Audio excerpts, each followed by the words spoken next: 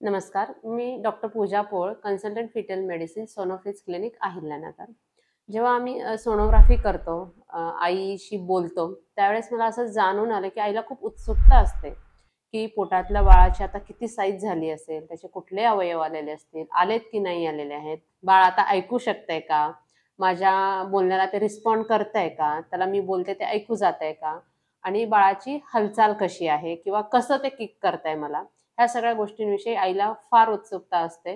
ती उत्सुकता समजूनच आम्ही एक सीरीज सुरू करत आहोत, की बाळाची मंथ वाईज प्रत्येक महिन्याला काय डेव्हलपमेंट होते, कोणते अवयव येतात किंवा काय चेंजेस होत आहेत, अशी आम्ही एक सीरीज सुरू करत आहोत. तर आज त्यातली पहिली सीरीज प्रेग्नन्सीचा पहिला महिना.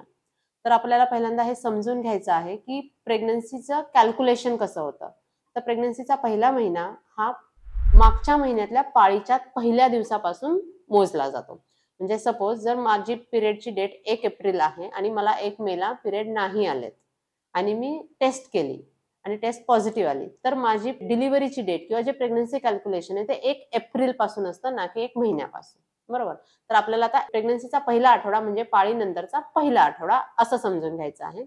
तर प्रेग्नन्सी नंतरच्या पहिले 2 आठवड्यांमध्ये प्रेग्नन्सी राहण्यासाठी जी तयारी लागते ती केली जाते. त्याला प्रोलिफरेटिव्ह फेज असं म्हणतात, की ज्याच्यामध्ये अंडाशय हळूहळू वाढतं, 14व्या दिवशी फुटतं, ज्याला ओव्ह्युलेशन असं म्हणतात. त्याच सोबतच गर्भाशयामध्येही काही चेंजेस होतात.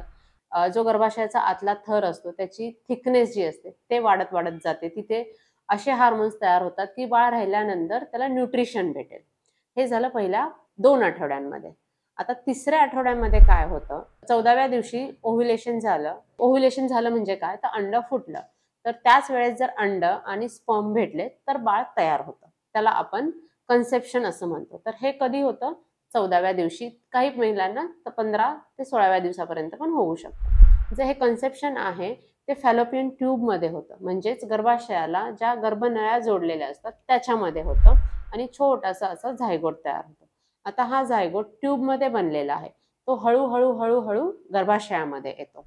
तो कधी येतो, तर तिसऱ्या ते चौथ्या आठवड्यामध्ये येतो आणि तो जेव्हा ट्रान्सफर होत असतो तेव्हा त्या झायगोटची जी एक सेल बनलेली असते त्याची फार रॅपिड ग्रोथ होते आणि सेलचा असा द्राक्षाचा जसा गर्भ असतो तसा एक बंच बनतो, की ज्याला ब्लास्टोसिस्ट असं म्हणतो. आणि मग हा ब्लास्टोसिस्ट गर्भाशयामध्ये जिथे छान तयारी झालेली आहे, बाळासाठी न्यूट्रिशन रेडी करून ठेवलेले आहे गर्भाशयाने, तिथे येऊन तो इम्प्लांट होतो म्हणजे रुजतो.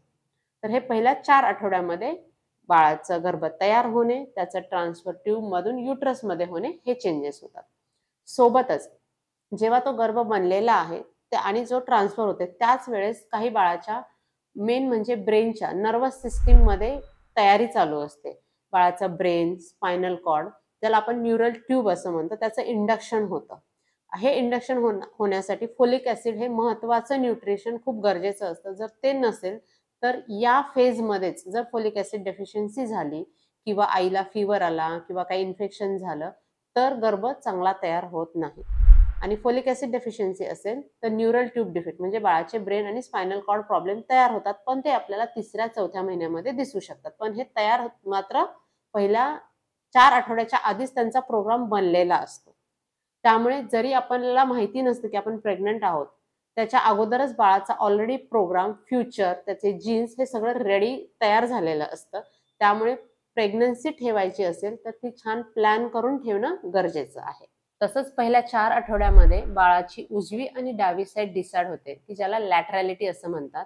यावर असं ठरलं जातं, की बाळाचे लेफ्ट साईडचे ऑर्गन लेफ्ट साईडला जातील आणि राईट साईडचे ऑर्गन राईट साईडला जातील.